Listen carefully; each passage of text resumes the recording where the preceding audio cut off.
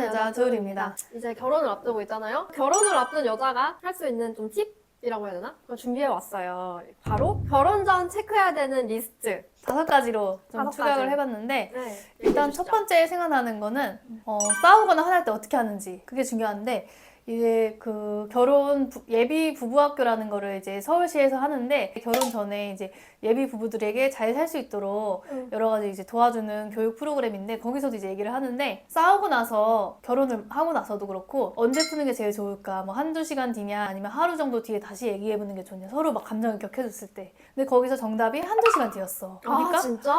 나도 좀 의외였으니까 좀 반나절 생각해보고 좀 감정 추스리고 해라 이럴 줄 알았는데 근데 그 이유가 그러니까 오래될수록 좋지 않다는 거야 싸움이. 남자친구를 만날 때 뭐 싸우거나 하면은 뭐 몇 시간 얘기 안 하는 사람도 있고 뭐 3일 연락 안 하는 사람도 있고 이렇긴 한데 지금 결혼하게 된 남자친구는 싸워도 뭐 한 30분도 넘긴 적이 없어. 아 진짜? 거의 그거 안 싸운 거 아니야? 누군가 이렇게 좀 감정이 틀어지는 일이 있을 때 어떤 사람은 그 약간 폭력적인 사람 있잖아. 핸드폰 던진다든가 욕을 한다든가 이런 사람이 있을 수 있잖아. 그치, 근데 그런 게 조금이라도 보이면 난 안 만나는 게 맞다고 생각하거든. 나도. 특히나 이제 그 데이트 폭력 이런 걸로 요즘에 뉴스도 많이 나오고 그치. 하는데 거기서 전문가가 그 얘기를 하더라고. 만약에 정말 극도로 화가 났을 때 목을 조르는 사람이 있다.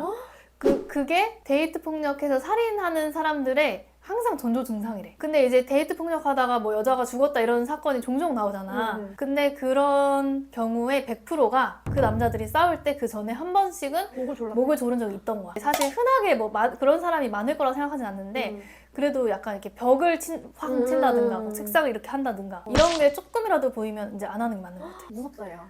어쨌든 싸울 때 그래도 그게 오래 가지 않고 감정이 골이 깊어지지 않고 빨리 화해하는 거 정말 화가 나거나 뭐 그런 상황에서도 절대 뭐 욱하거나 이런 모습을 보이지 않는 거 그런 게 정말 좋은 것 같아. 두 번째는 이제 사실 결혼이 현실이잖아. 현실이지. 그래서 경제가 굉장히 중요한 것 같은데 그게 뭐 경제력을 얘기한다기보다는 소비 습관이 잘 맞아야 되는 거야. 나랑 지금 예비 남편은 소비 습관이 아주 잘 맞아. 그러니까 우리 둘 다 약간 절약하는 스타일인데 그렇다고 너무 절약하지 않고 좀 먹고 싶은 거나 뭐 부모님 챙겨드리는 거나 무슨 기념일 같은 거 그런 거일 때는 좀 쓸 땐 쓰고 그러니까 소비에 있어서 이 사람이 너무 많이 쓰는 것 같아. 너무 안 쓰는 것 같아. 이런 생각이 안 드는 거야.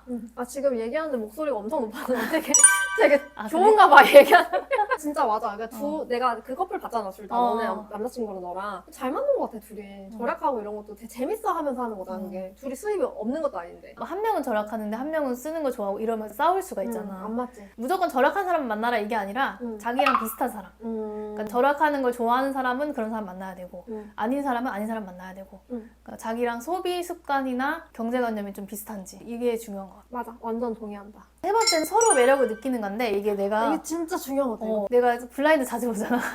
거기 보다가 그런 글이 있었어. 어떤 남자가 결혼 대상할 여자를 찾아서 결혼을 했어. 외모는 이렇게 완전 내 스타일은 아니었지만 그래도 뭐 어느 정도 만족을 했고 그 다음에 뭐 직업도 괜찮고 성격도 좋고 그래서 결혼을 했는데 너무 그 아내가 여성적으로 성적으로 매력이 없어서 미스가 됐다는 거야. 근데 이걸 어떻게 해야 될지 모르겠다는 거야. 그러니까 자기도 그 아내를 여자로서 이렇게 느끼고 싶대. 근데 그렇게 안 돼. 그 연애 때도 그러면 매력이 없었어? 그땐 또 그렇지 않았는데 결혼하고 그렇게 됐대. 근데 이제 그 단서가 뭐냐면 그 사람이 그 얘기를 했잖아. 처음에 연애 때도 완전 자기 스타일은 아니었다고. 결혼하고 나서는 아예 여자로 안 느껴진다 이거야. 이게 생활을 같이 하다 보니까 그런가? 근데 그렇다기보다는 처음부터 그 남자분이 이제 이런 얘기를 아마 많이 듣거나 그렇게 생각했을 것 같아. 뭐냐면 외모는 오래가지 않는다. 외모가 좀 마음에 안 들어도 다른 것들이 많고 성격이 맞고 성격이 더 중요하다. 나는 그거는 동의를 해. 성격이 더 중요한 건 맞는데 그래도 서로에게 성적으로 매력을 느껴야 그 부부 관계가 오래 유지될 수 있다고 생각하거든. 그러니까 서로한테 이성이어야 되는 거지 계속. 그치. 그러니까 여자로서의 매력도 느끼고 남자로서의 매력도 느끼고 친구로서 이렇게 취미도 공유를 하고 대화도 잘 통하고 경제적으로는 약간 이렇게 동업자 느낌으로 동반자 느낌으로 이렇게 어려움도 헤쳐나가고 그러니까 여러 가지 면모가 있어야 되는데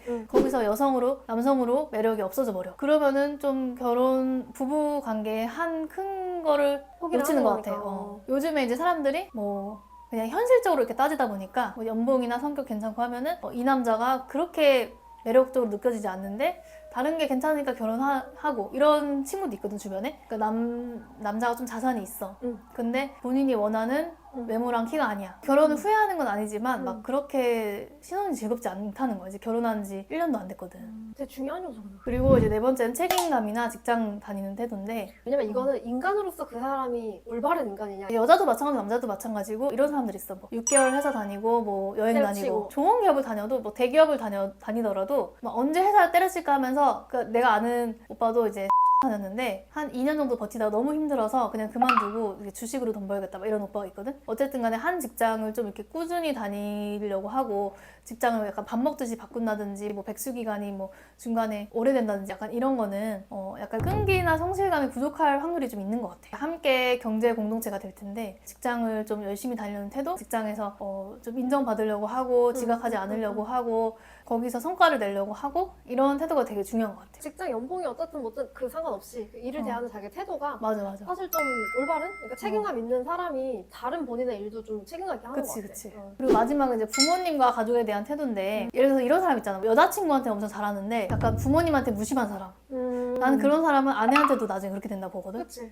근데 실제로 이제 심리학에서도 아들이 엄마한테 어떻게 대하는지가 나중에 그 아내한테 대하는 태도가 된다는 거야. 그러니까 엄마와의 관계가 좋으면 나중에 와이프와의 관계가 좋을 가능성이 높다는 거네. 그치. 근데 이제 약간 커뮤니티 같은 데서는 이제 엄마랑 너무 친하거나 그러면은 이제 엄마랑 편돼서 아내를 공격한다 약간 부부 갈등을 조장한다. 막. 그렇게 얘기를 하는데 물론 이제 아내보다 막 엄마가 우선이고 막 너무 마마보이 같고 그런 거는 당연히 안 좋지. 근데 이제 그게 아니라 그래도 부모님한테 효도하려고 하고 부모님께 좋은 거 사드리려고 하고 그 다음에 감사한 마음을 가지고 있고 그런 거는 필수인 것 같아. 근데 자기 부모를 약간 욕을 한다든가 아니면 무시한다든가 약간 엄마가 전화했을 때 짜증낸다든가 이런 거는 이제 나중에 그게 본인에게 돌아올 수도 있다. 이렇게 생각하는 게 맞는 것 같아.